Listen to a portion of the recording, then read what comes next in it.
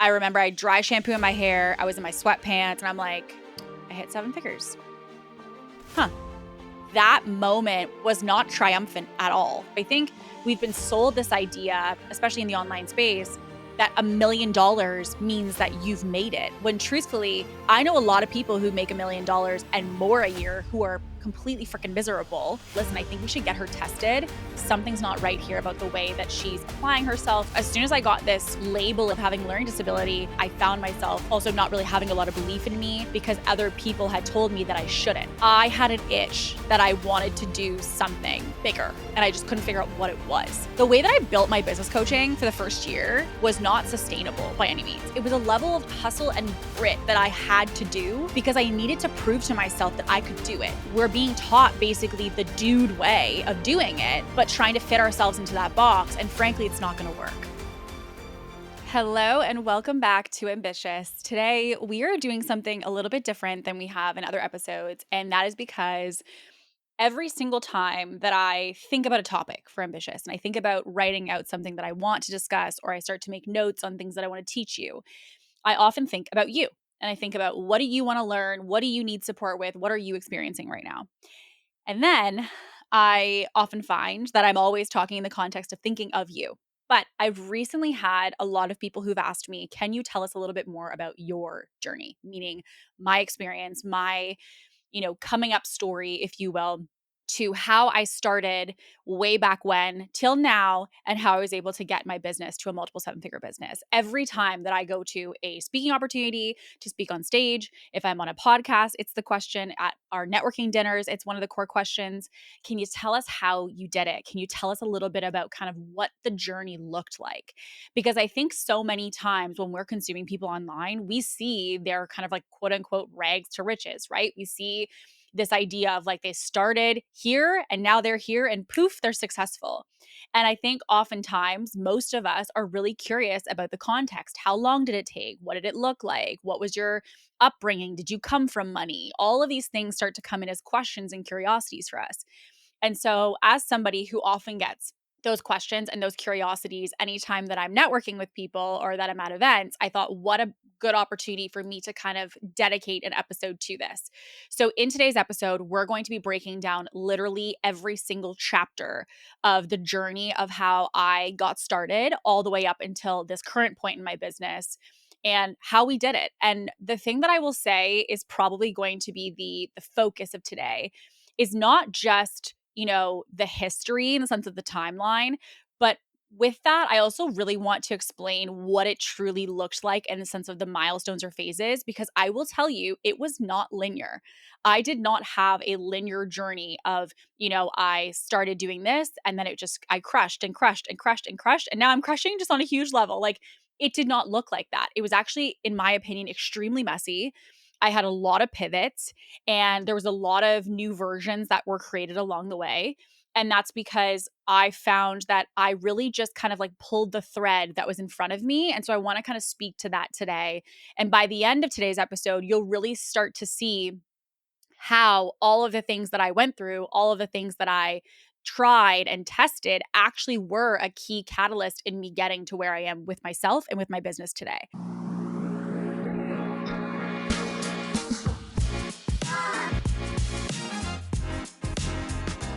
So we're going to go back and we're going to break this into a couple stages. Stage one, I really want to start at the beginning because often a question and a curiosity, at least I find that I have these, is we wonder like the person who, became financially successful, did they come from money? And you'll even see when we think about, some others in business or in, personal brand spaces who are successful, we sometimes minimize their success because they quote unquote came from money.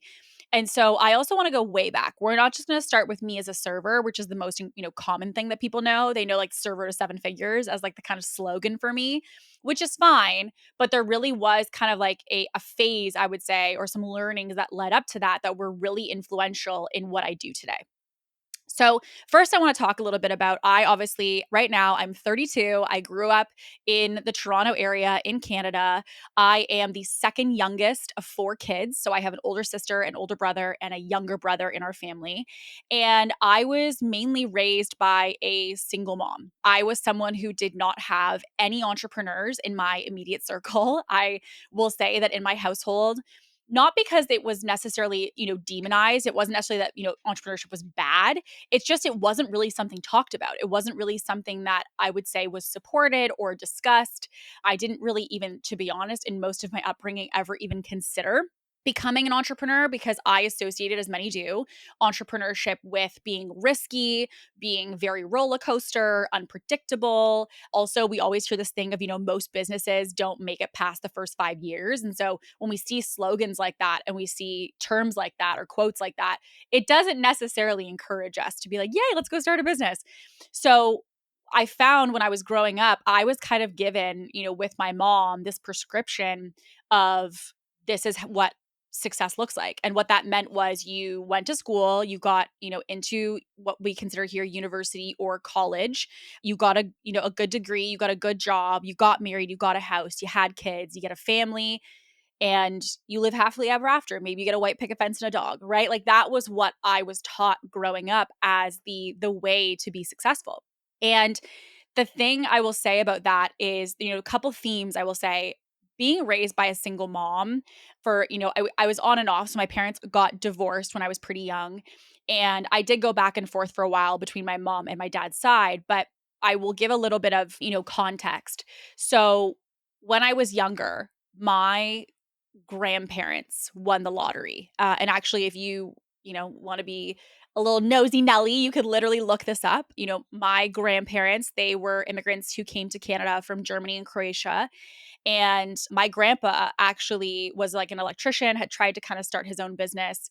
And he was doing that and really just trying to provide for his two kids, which was my dad.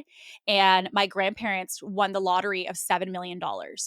And so in this, there was, and it's its own story, which I'm not going to be sharing today, but basically the summary of it being that while there was lots of money that could have been accessible within my family, I wouldn't say that that money was necessarily accessible to my mom as well as us as the children. And so that's an important factor because I could see and I, in certain moments, was able to really understand the impact that finances had on someone's lifestyle, that finances had on, someone's mental health, like what it meant to be able to have lots of money. I could see what that looked like. And then on the contrast, here was my mom who was, really a single mom trying to provide and trying to guide and raise four children on the salary of someone who worked at a local bank. And so she was doing the best that she could. But obviously, just in natural comparison, you will see on one side of my family, there's lots of finances accessible. And on the other side of the family, there's not a lot of finances accessible. So I had this really kind of like, stark contrast of one side, lots of money, other side, no money. And it taught me a lot. It taught me a lot about what finances could do for you. And it also taught me what lack of finances meant in the sense of lifestyle and, again, mindset, all of that.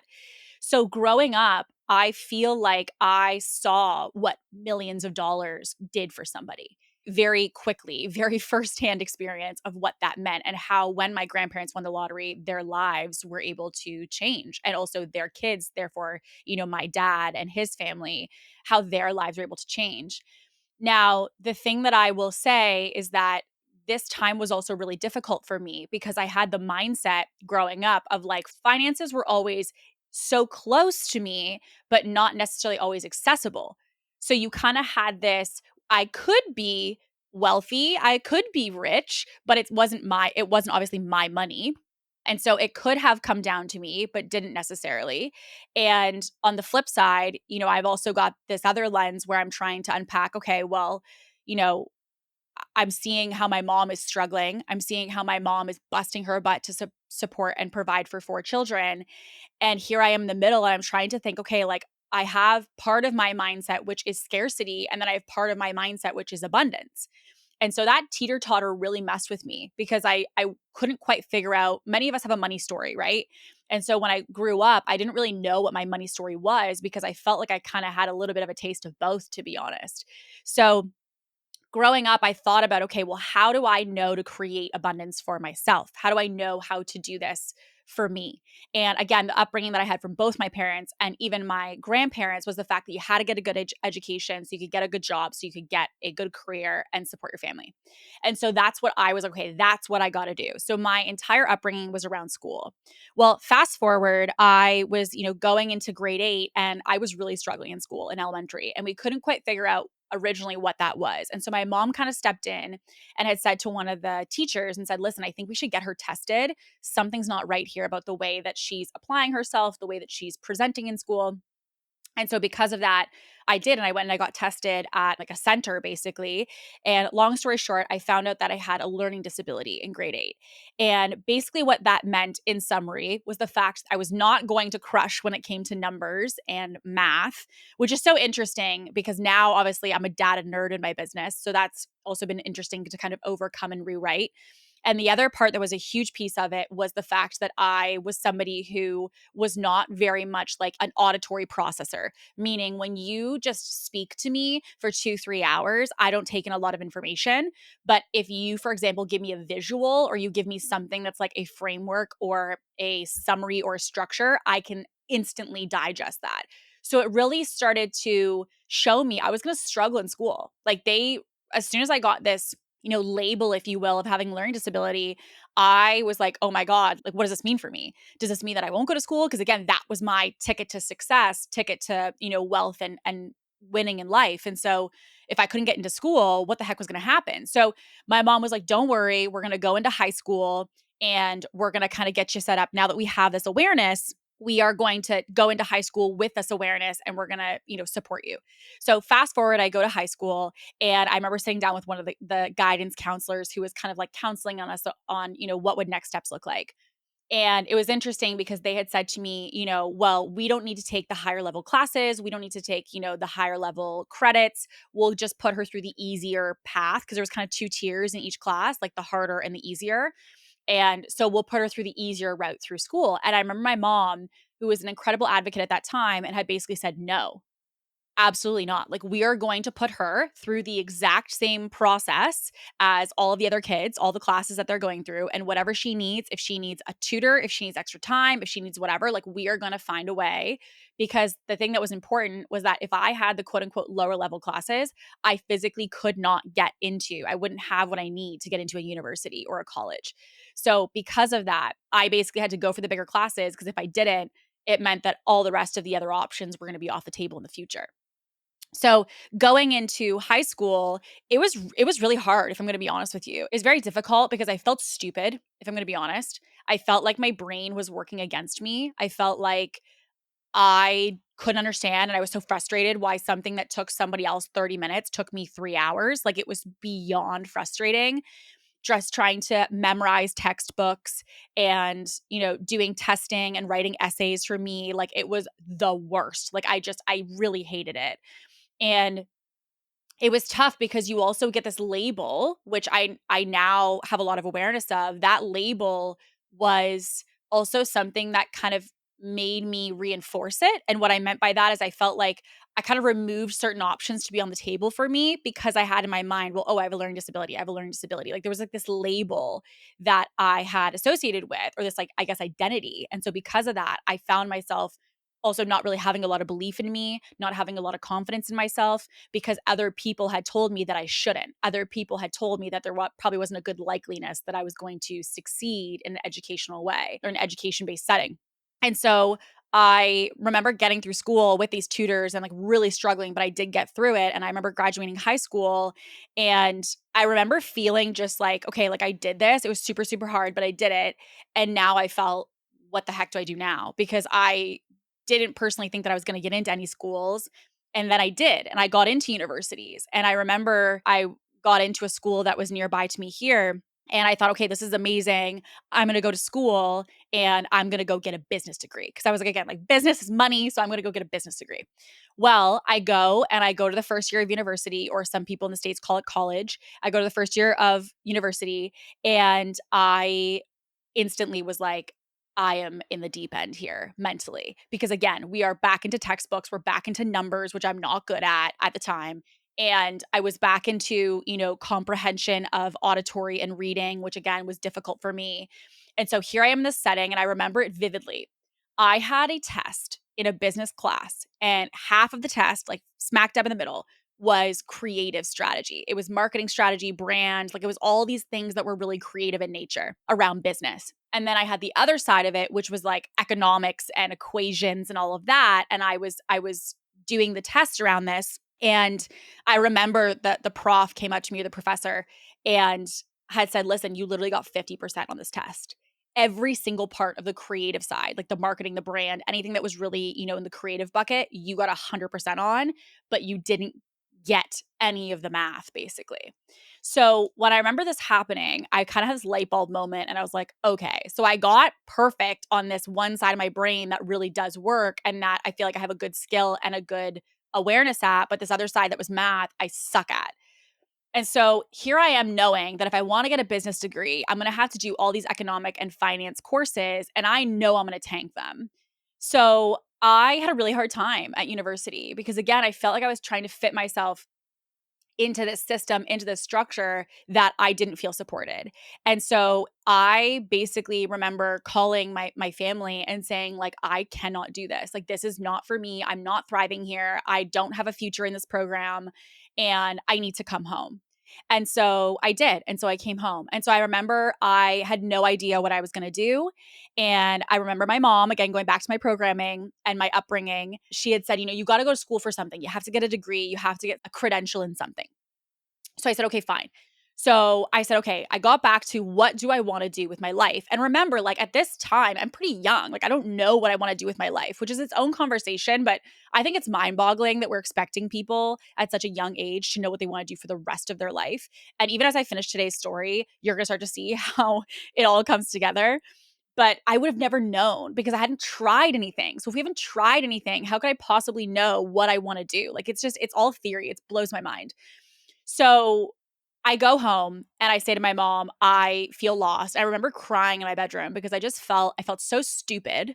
I felt so lost. I felt so isolated because I was like, I feel like I don't learn the way other people do. I don't have the skills that they have. And I just feel like here I am. What the heck is going to be my future?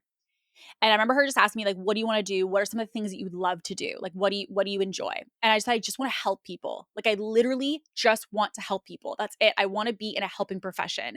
I want to be, whether it's nursing or if it's social work or whatever. But when I started to think about all the different things that would be required of me, like say I wanted to become a doctor, well, guess what, girl? You're going to have to learn some science and you're going to have to learn some pretty intense math for medications and chemistry and all these things. So I really was removing certain things off the table because I thought I was like, I don't have the education. I don't have the understanding of this.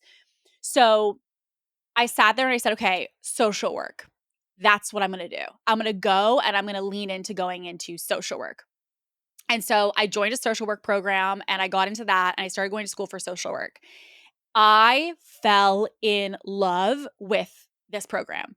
I loved the idea of like they teach you how to ask people questions, how to get people to be able to open up. How do you get people to feel safe? What are the different types of ways that you can work in social work?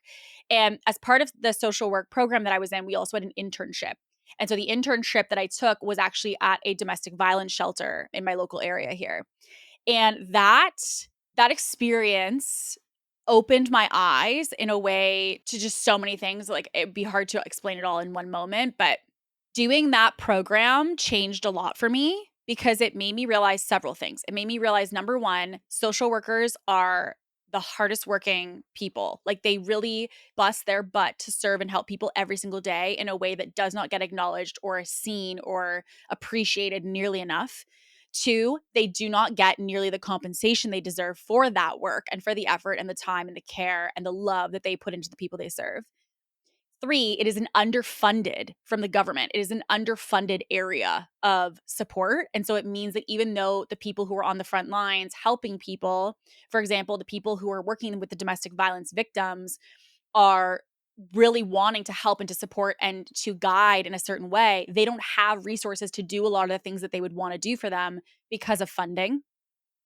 And I also saw, in that internship, I was in front of and I was witness to a lot of really, really difficult situations, a lot of really vulnerable shares from women who were leaving domestic violence in their homes or with their children. This was also, by the way, a center for women and their children. This was not just women. This was for women as well as the kids.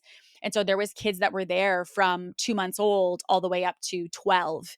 And so this experience showed me as well the impact of women having resources and women having access to money, women having access to choices and to options and to certain levels of independence.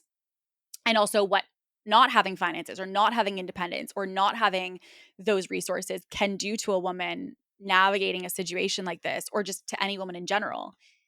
And so that experience taught me so much. It taught me how to talk to people. It taught me how to validate feelings. It taught me how to unpack with questioning. It taught me so many things. That was more on the career side. And it also taught me personally, like, what women need, which is women need options and women need resources. And so here I am, and I remember I was really loving it, and I thought, okay, maybe this is what I'm gonna do. This is what I'm gonna do. And I remember I had one specific person, and I had gone in, and I was kind of the person who, when someone came in as a new client, basically within that house, because it really was like a lockdown facility for safety. When someone new came in, I was to kind of triage, and I sat in basically on triaging their reason that they were there. Someone shared something so awful and traumatic and graphic in a way that I cannot even explain. And in that moment, I truthfully was traumatized initially. I remember after that conversation, because of the graphics of what was shared and the state in which they came in and what I was basically witnessing, I was literally mentally traumatized from that experience. And I took some time off of my internship, and I sat there and I wondered, can I go back? Because seeing what was happening to women in areas where I live, which are considered to be, well off areas, and then in the backyard of these well off areas, women are being treated this way. I was so sad, but I was so pissed because I thought, this cannot happen. Like, this cannot happen anymore.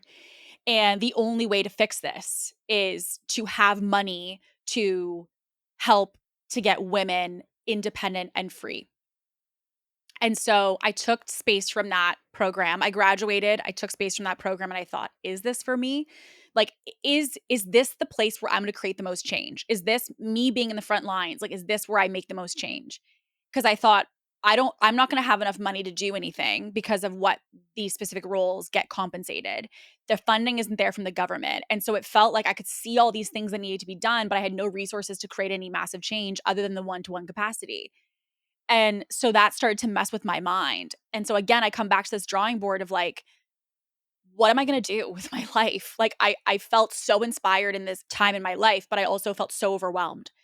And so I thought, I am taking a break of trying to quote unquote find myself. Like, I am taking a break off of trying to decide what my career is going to be and who I'm going to be and what my salary is going to be. Because again, I always had that 5-step plan in my head of like, get a degree, get a job, like all that, white picket fence plan was always this pressure in my head. And I released that. And I said, screw it.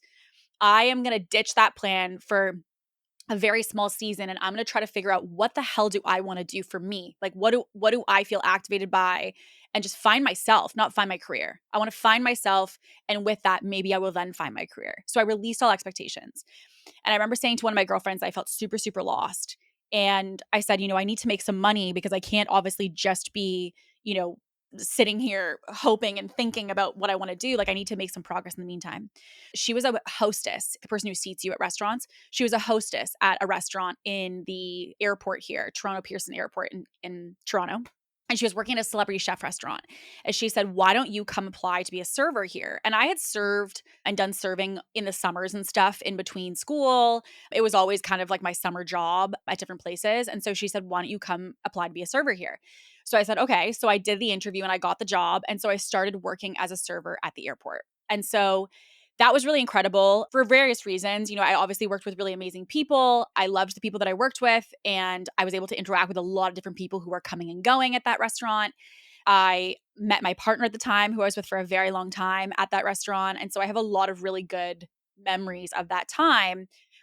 But again, I went into serving and I was making money, and I was like, okay, don't focus on career, find yourself. So what I did is I ended up going and traveling with my partner at the time, and we traveled, Europe and all over, and we were traveling constantly. And I was just really making money, and I was working out, and I was traveling, and I was kind of just using this as a time to like be basically with myself. But the thing that, after traveling, for example, Australia and Europe and all these amazing places, you still come home. Like, you come home and you still, and this is something I've learned the hard way, you're still with yourself. Like, no matter how much you travel, no matter how much you try to distract yourself with all these other things, if you do not feel at home within yourself, you will always have this disconnect. And so I would go and travel and I'd feel these little moments of relief. I'd feel these, maybe even 3 weeks or a month of relief, but I'd still come home and I'd go back to work. And I started to think, like, is this going to be my forever? Like, is this a season or is this my forever? And honestly, for a moment, I contemplated allowing serving to be my forever. It was making me decent money. I, had not really a lot of responsibility outside work. You kind of clock out and you don't have to mentally think about it until you go back the next day. And so there was a lot of pluses to being within that. But I just, again, kind of felt this itch that I wasn't creating change in any way. I wasn't creating a legacy. I wasn't creating an impact on the world. I wasn't really necessarily creating any domino. And I don't think, I want to preface that I don't think everyone has to do that. Like, if you don't feel called to create an impact on the world or called to create a legacy, I don't think there's anything wrong with being a server as your career. Like, I don't necessarily think that if in your heart, let's just say you're like, I want to be a server because I have a lot of other things I do outside of work that are like my heart and my passion and my purpose in life, then like live your life. Like, I don't care. I don't think everyone has to have a business. And I don't think everyone has to, be like, what's the legacy I'm leaving on this world? Like, I don't think everyone has to do that. But for me, I had an itch that I wanted to do something bigger and I just couldn't figure out what it was. And so I remember I was on Instagram scrolling in the back while being a server. And I remember that I had seen someone that I was following actually, and she was going to a conference in Toronto. And so it was like a business conference for fitness professionals. At the time, more than I am now, but at the time, I was working out all the time and I was pretty fit. And so my partner that I was with was very into fitness and kind of got me into fitness at the time. And so because of that, we were working out together. We were really into it. And so we're like, we're going to go to this conference. And so the two of us go to this conference. And I remember sitting in this room and I just felt like a total fish out of water. I was like severe imposter syndrome. Like, I was like, this is not my kind of people. People were talking about making $50,000 a month, $100,000 a month, $200,000 a month using the internet. And I'm like, huh? Because I'm like, I thought that $100,000 a year or like $200,000 a year was like, you made it, right? Like, we're talking, if you're making six figures plus, like, you're good. And I also, again, still think that, maybe with today's current living expenses, it's not as much as it used to be, but it still is a good salary. It's not to say that that isn't, but I had never entertained more than that. I had never entertained 100,000 a month. Like, I was like, that's just not even something that I would have ever thought was on the table for me. And so when I went to this conference, it broke my brain because I was around people who all were normalizing these numbers. And I'm like, I would love that, but I have no idea how to tap into that. Again, I have no education in fitness. I'm not a trainer. I don't have a nutrition background. I had all these things that were like the certifications I need that I didn't have. And so I remember being at this conference. And, the ticket was around $2,500 to go, which was a decent amount at the time for me. Remember, like, I'm on a server salary. So $2,500 a month was actually like the equivalent of my rent at the time. So because of that, I felt really uncomfortable. I felt really like, oh my gosh, that's a lot of money. And so because of that, I kind of splurged with my partner and we got a seat and we went and we took lots and lots of notes. And at the end of it, we got an offer, which they always make at masterminds. And they say, if you want to join our program, then, you can do this for $20,000 for the year. I think it was Canadian. And it will give you coaching on how to start your business. Well, let's just take a second. It was $2,500 for me to go to this event, let alone sign a $20,000 contract. And so with my partner, I remember they pitched this and both of us felt so called to do it. But we also were there like, oh my God, like $20,000. Like we don't have that. We don't have $20,000 to spend on this. And so I remember we went in the hall and we were talking to the guy who ran the program. And I remember saying like, listen, I so believe in what you're doing here and I so love it, but like we do not have this money. And he coached me in such a way where he basically said, listen, entrepreneurs, they don't find excuses. They find a way to make it happen. And so it's obviously up to you. You're going to do whatever you're comfortable with. But if you want to have this life, you're going to need to have a massive pattern interrupt to the way that you're doing things. Because if you're waiting for the day that you have all the money sitting in a bank account, I can tell you right now that day is not coming. And that was like a whoa moment. And so I remember we were like, how are we going to do this? And my partner at the time, and I will say, I want to preface, I would not be where I am today without his emotional, mental, overall support because he believed in me at the beginning in a way when I didn't believe in myself. And so when we first started the idea of entertaining this, I remember we were in the hall and I remember this conversation vividly. We started and we said, okay, well, what's the average payment? And it was like, 2,000 or something dollars a month. And again, our rent together was that same equivalent. We're like, we don't have this. So at the time, we were like, okay, he had a condo that he owned. And he said, if we're going to do this, like, I'll sell my condo and we'll use some of that money towards starting the business. And I was so overwhelmed by that comment because I was like so excited, obviously, at the opportunity of starting this business.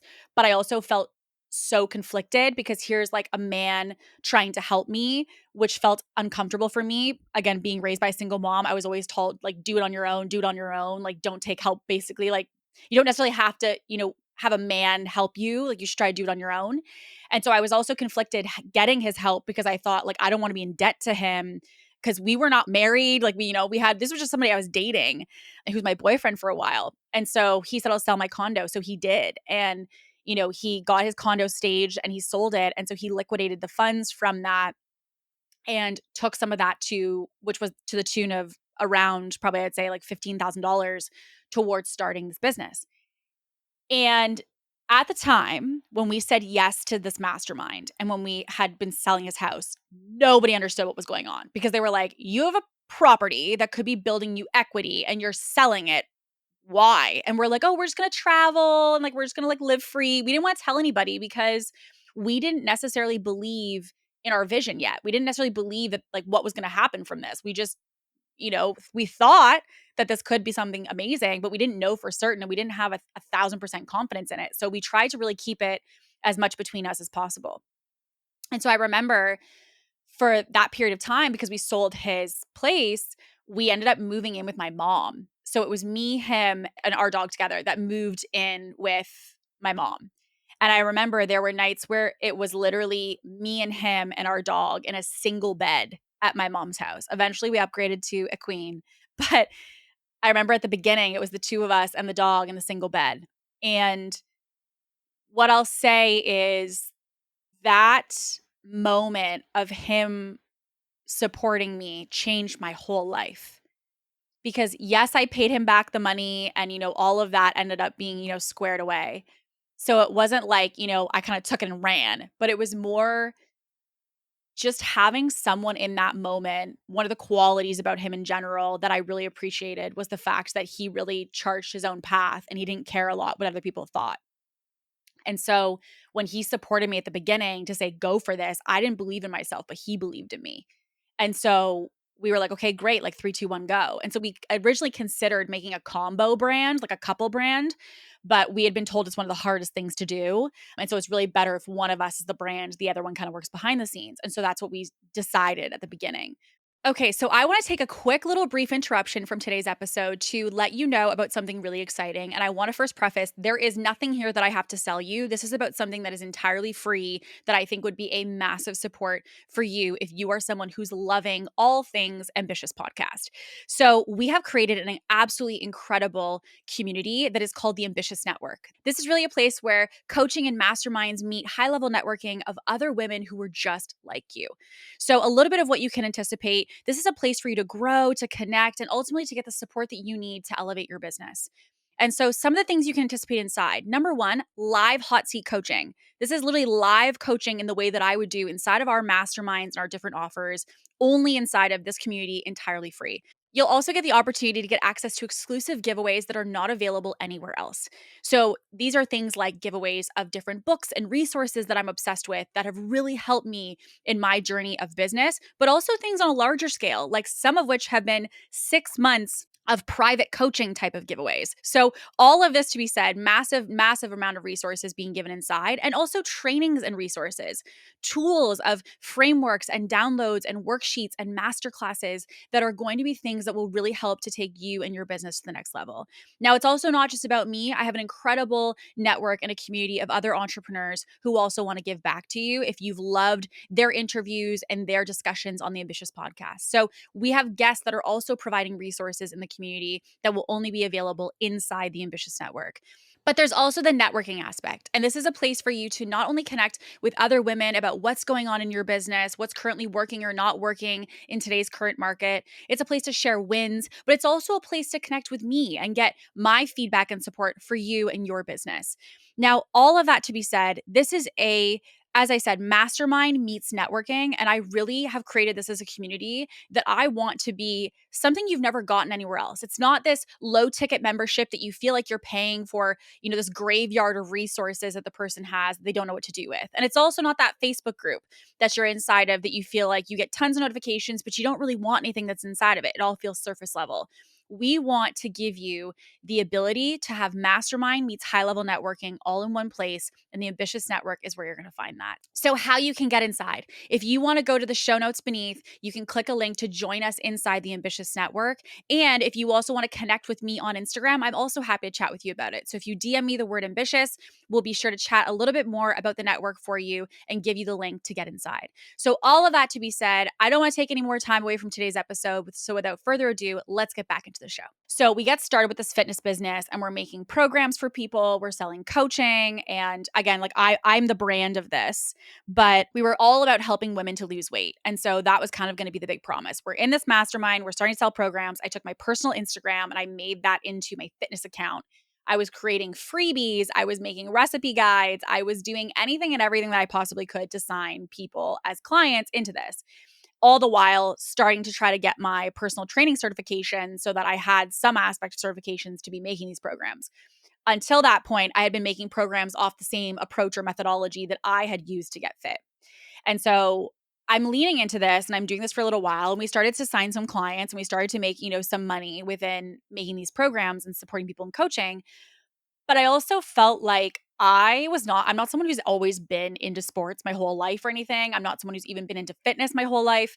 I am very much like a brownies and wine kind of girl. So because of that, like I felt like I didn't fit the part of the fitness influencer or like the fitness brand that people would assume that I would be. And also, I didn't care enough about what I was teaching. Like I wasn't so passionate about fitness and macros and workout plans to the level that some other people were. And so I felt kind of like a fraud continuing within that because I thought like, is this really what I care about? Or am I just doing this because it makes money? The thing that I did enjoy was building the business. I did enjoy the marketing. Again, back to the school brain, I enjoyed the marketing. I enjoyed the sales calls, which was back to my social work side of helping people to open up and targeted questioning and all of that. And so I liked the integration of my social work stuff in sales. I liked the integration of what I learned in school in the marketing and branding stuff that I was doing, but I didn't like what I was actually building as the business, which was fitness. So I remember thinking to myself, okay, what if I moved into the business space? But I thought, who the hell is going to trust me in the business space? So I thought, never mind, I'm not going to do that. I'll put out a freebie and I'll just see how many bites I get.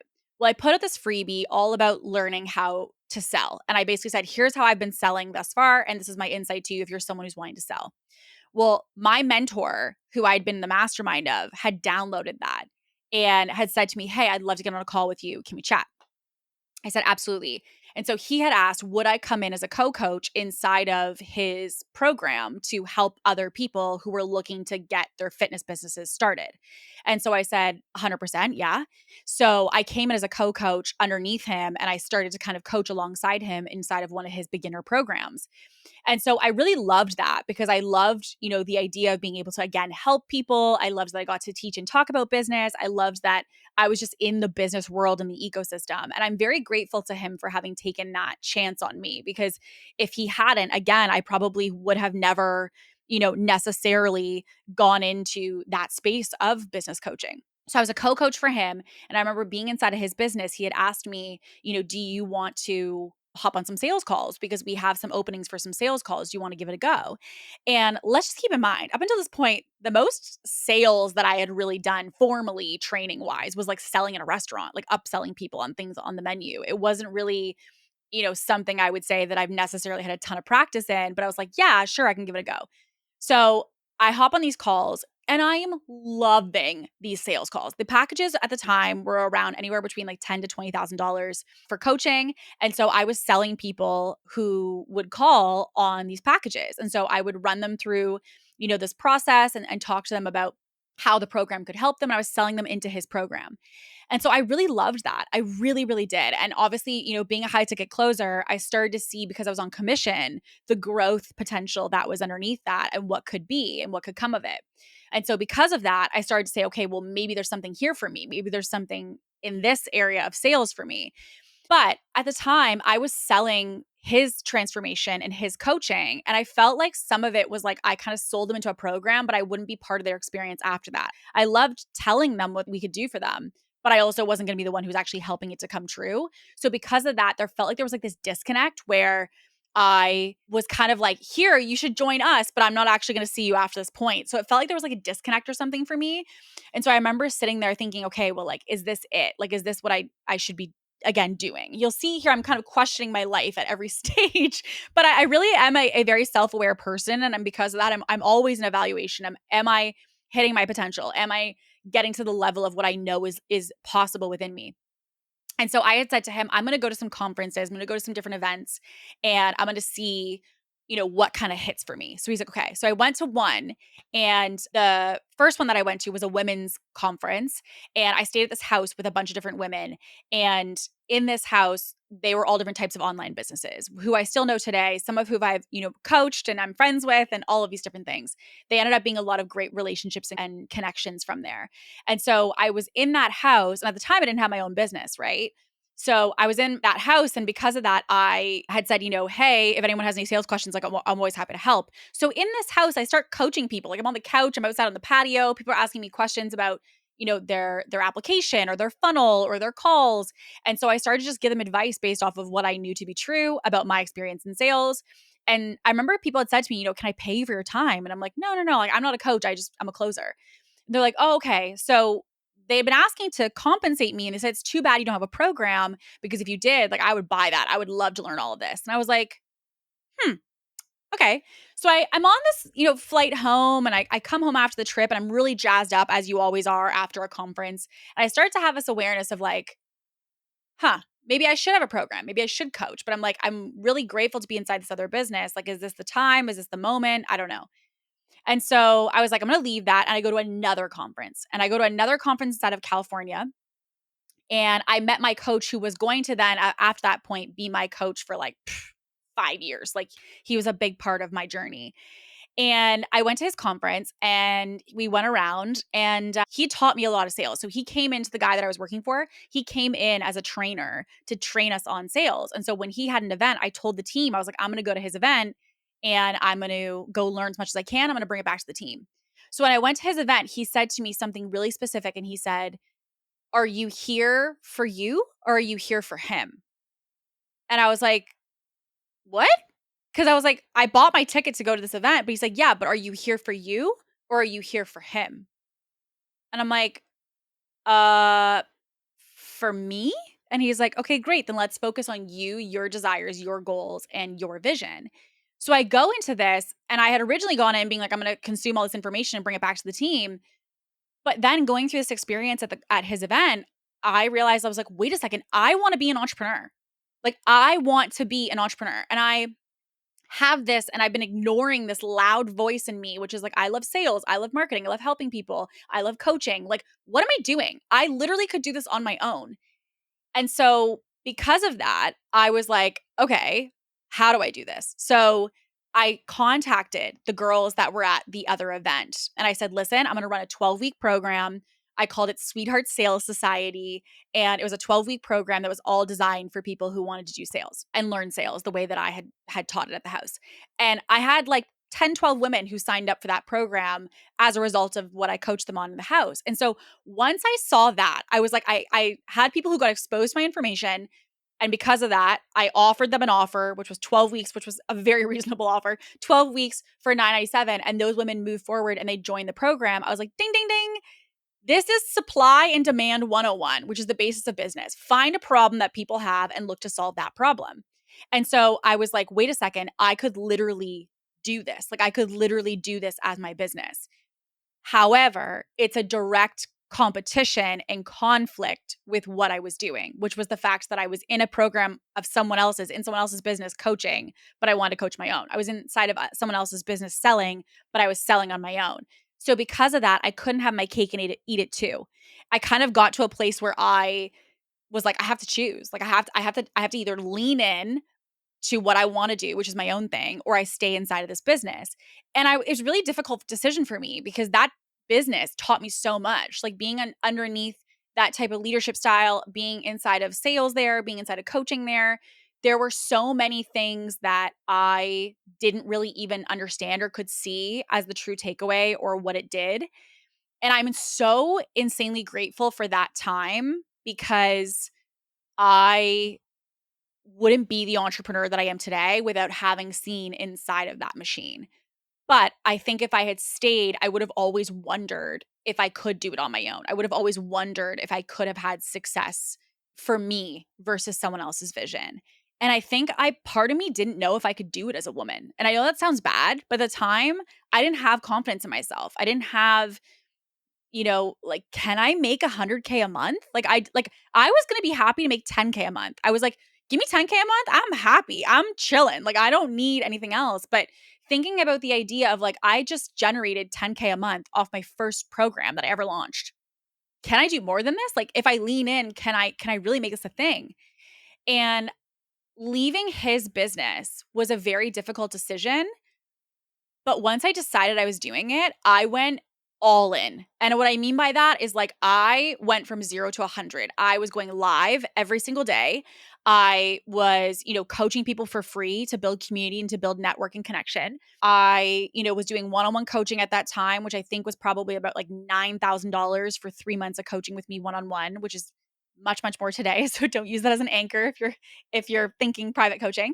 But it was something that I really I leaned in and I thought, okay, like, how do I just make this a thing? And all I knew was like, you got to work your ass off. So I was making freebies. I was coaching every day on lives. I was posting nonstop on social media. Anything and everything that I thought could work, I was doing it because I was like, nothing here can be harmful. It's all an opportunity of just more people to see me means more people know I exist, which means more people can get nurtured by me, which means more customers. So I leaned in. And at that time, I will tell you, I was busting my ass. Like, and what I mean by that is I was up at 6 o'clock in the morning and I was probably going to bed at 2 a.m. Like, I was not really the way that and I tell people this transparently now, the way that I built my business coaching for the first year was not sustainable by any means. It's not how you scale, but it was a level of hustle and grit that I had to do because I needed to prove to myself that I could do it. And I would not take no for an answer. I had a lot of one-on-one clients to start. That's how I started the business coaching. So I had the sales program. And then from the sales program, I realized I didn't want to just talk sales. So I moved into more general business coaching. But to stay in integrity, I only taught on things that I had either done myself or that I already learned through this other business. And so because of that, in coaching them or myself, that's all I taught. So I never, for example, taught team until I actually myself had a team.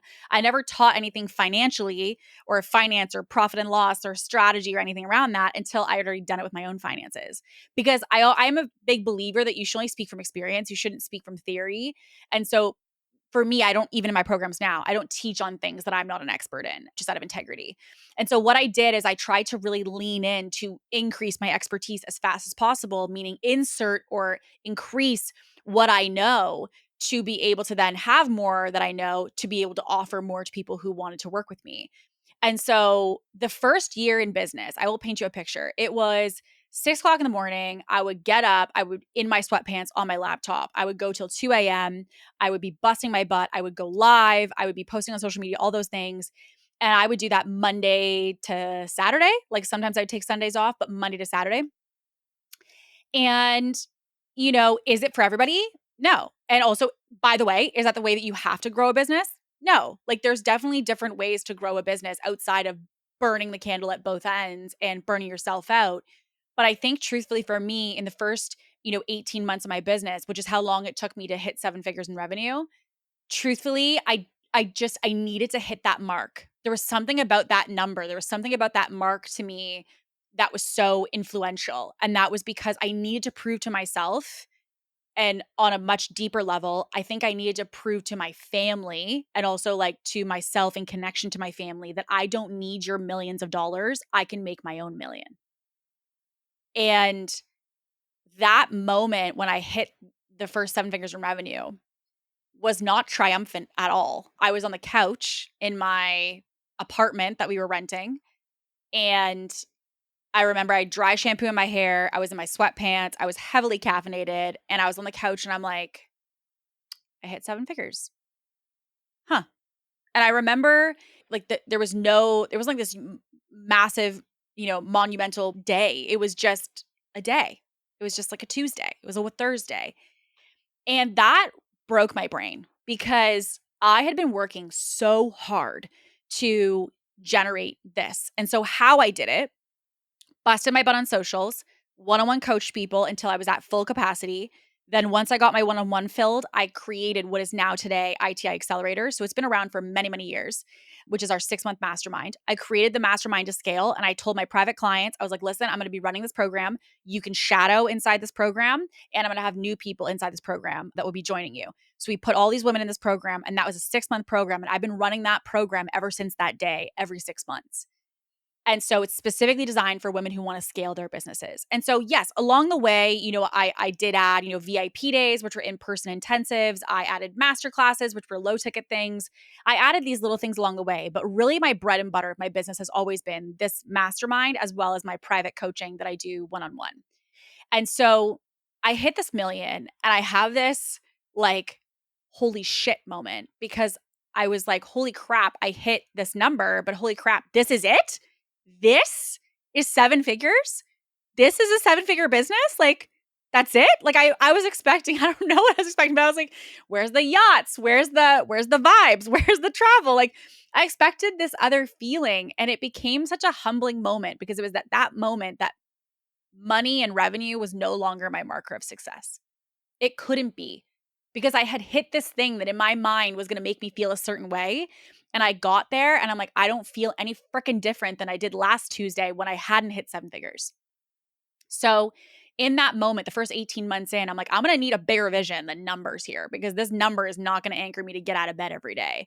Because if this is all it feels like, which, truthfully, 7 figures is a lot of money. So I don't want to undermine that. But what I guess I'm trying to explain is I think many people, and I've seen this firsthand in working in business coaching, so many of us believe that a certain number is going to change our whole life, or a certain number means that we become some different person. And that really is only true if you allow it to be. It's also true with other numbers other than 7 figures, meaning I tell women all the time, like, you can have a $500,000 a year business and not be at 7 figures a year, but have a very, very dialed lifestyle and have everything you've ever wanted, but you don't need $1 million to do it. So I think we've been sold this idea, especially in the online space, that $1 million means that you've made it. When truthfully, I know a lot of people who make $1 million and more a year who are completely freaking miserable. And I also know a lot of people who their business is making $1 million, but they're making zilch out of that. They're potentially not even paying themselves, or they have really low profit margins. And I also know people who've hit seven figures who, just like me that day, have decided since then to go back to being a smaller boutique business because they don't care. Like, the number didn't matter in the way they thought it would. So I got to this place and I was like, okay, numbers can't be the defining factor. Now what?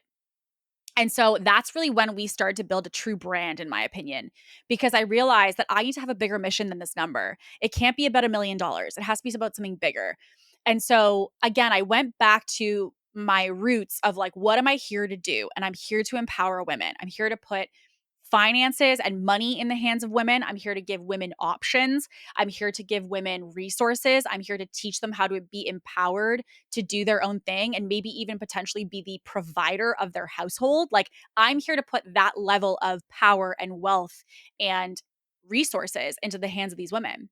And so I remember I started to do some research and I ended up on some site, and it had said as a stat that less than 2% of female founded businesses ever surpass seven figures a year in revenue compared to men. And listen, I know a lot of amazing entrepreneurs that are male. I know a lot of amazing men as entrepreneurs and founders. And this is no shade to the guys. It's not about, us versus you. It's about the fact that that's not even close to balanced. That's not even close to fair.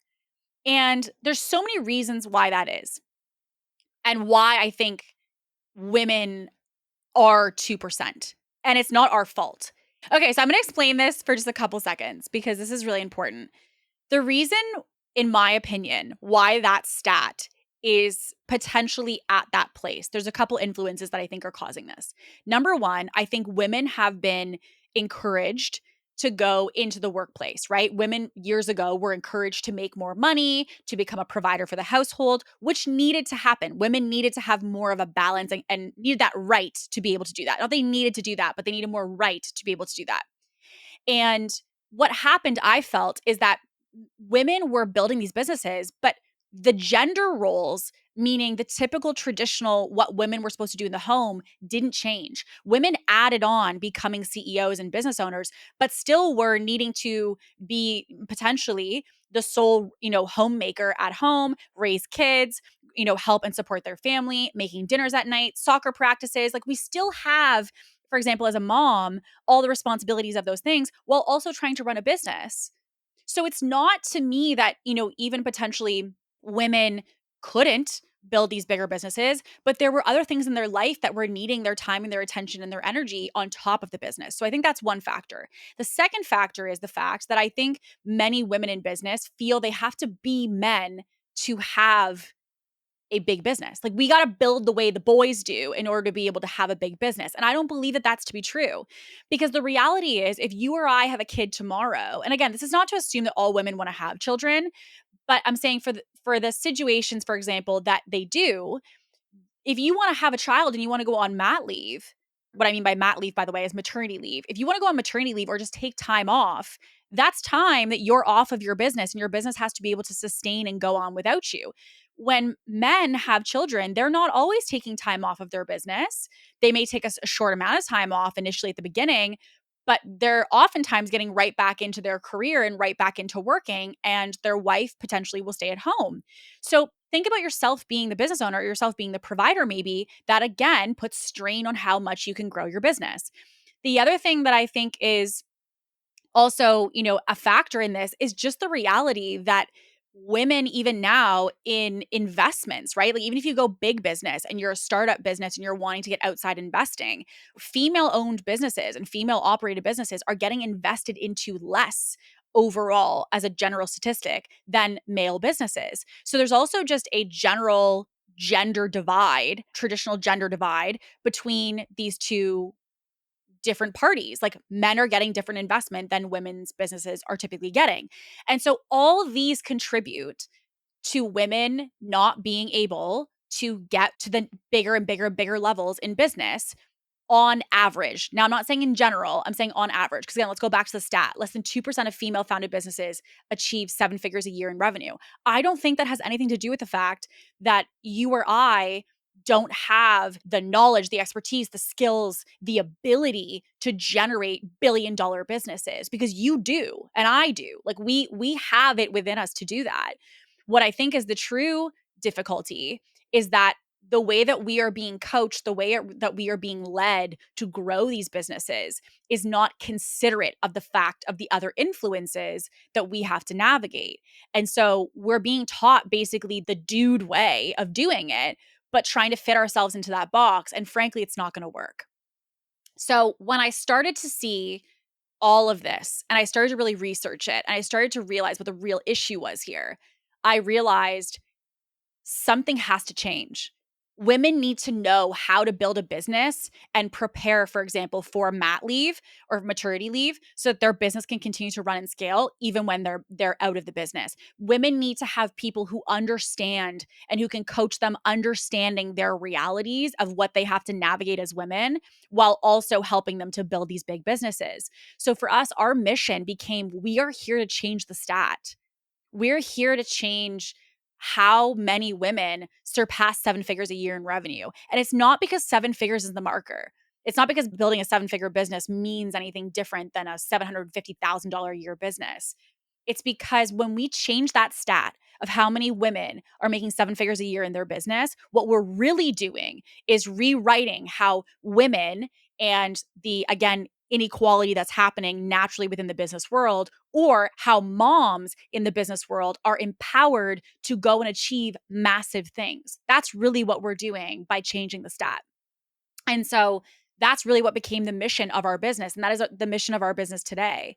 That's why I'm so excited and so happy to help moms who are starting businesses, and why, we're excited that a lot of the women inside of our program are the provider of their households. Like, we are changing the way that the world has known women in business and potentially even women in their homes.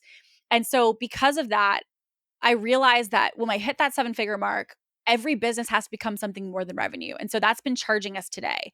And that leads us to create the offers that we do today. It creates the brands that we have, the marketing that we create, the reason I have this podcast and why I teach you, all the frameworks and all the structures and the overviews of everything that we teach here.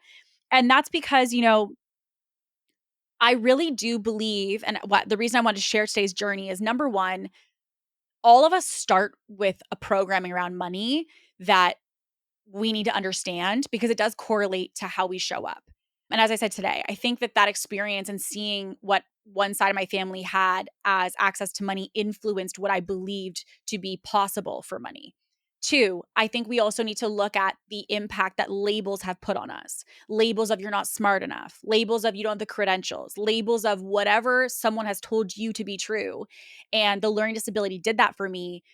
And I think for you, I want to invite you to say, what labels have been put on me? What labels has someone given to me that are not mine to hold? Those are not mine to be true. Those are not mine that I believe to my core.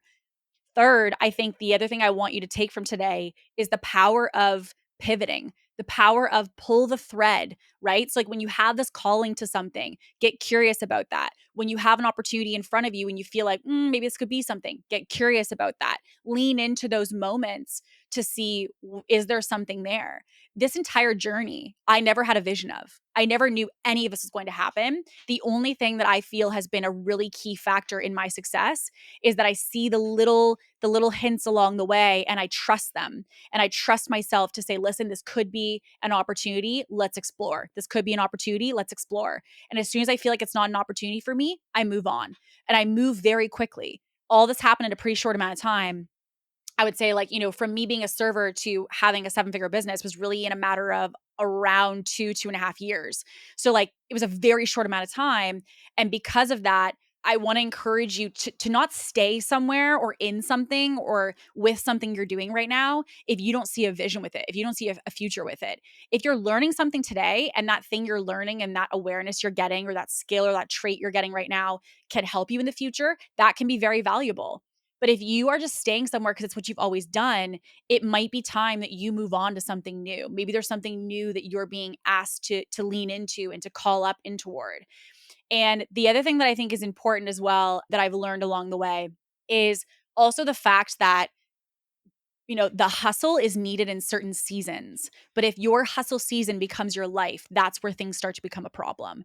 And so I really also want to invite you that if you have been in a hustle season, if you've been in this grind, and you want to have a new way of doing life and a new way of doing business, there are other ways to grow and to scale. And that's not always necessary forever. It might be needed for a season, but to be needed forever is not a way you want to grow and scale a business. And most importantly, I want to note that if I could have you take anything away from today, it would be the fact that a number is not going to be the thing that gives you meaning in your life. So you might think, because you see everyone else on social media who tells you what your value is. Oh, you're valuable when you make $100,000 a month. You're valuable when you make $50,000 a month. That's bullshit. None of that matters. What matters is the fact that you enjoy your business. It's providing you what you need for your purpose, your fulfillment, your passion, your vision. Is it overall structured intentionally? And then that will tell you what your number is. You need to figure out yourself, then figure out your number, not have this random number and then figure out where you fit within it. That is the easiest way to really have a successful business that's also very deeply aligned to you. Too many will look to say, I want this number, but I have no idea why I want it. It's mainly because the internet told me that that's what makes me, meaningful. And that's where we get stuck because we start to push toward this thing that's really truthfully not even ours in the first place. And so if I could offer anything to you today, it would be to, maybe just take a moment right now and to ask yourself, where do I see myself within this story? What are things that I feel were traits or decisions or thoughts or beliefs in this story that I could potentially take and go run with within my current journey right now, within my current story? And most importantly, I would also invite, have you told your story recently? I realized that, our first episode ever of Ambitious was called The Power of the Pivot. And it literally is an overview of my story. And we are like 80 something episodes in now. And I've never told that story since that first episode. And so this was also an invitation to remember that your story is not just about your timeline, but it's also about sharing with people the lessons and the insights of what you've learned along the way. And I also want to use this as an invitation for you to share your story because your story is powerful. And there's a lot of things that someone who you share it with can learn from you, but they're only going to get that if you share it. So this is also an invitation if you haven't done so in your marketing with your community on your platform, let today be the day that you remind yourself that your story needs to be shared.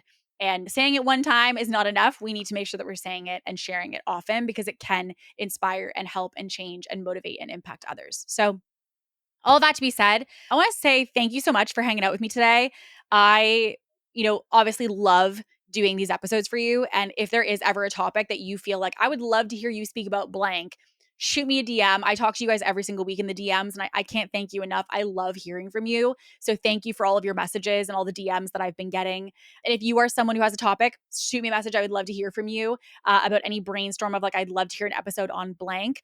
And also maybe, obviously today, this is truthfully a little bit of a stretchy episode for me because it's a pretty vulnerable share. And so because of that, if there is anything that maybe landed for you today or that you feel like you kind of saw yourself within or that you were able to resonate with, it would mean the absolute world to me if you would reach out and shoot me a message and just let me know what landed. Maybe there's a part of the story that you feel like you saw yourself within, or maybe something that you feel like you want to start to execute or do as a result of hearing it today.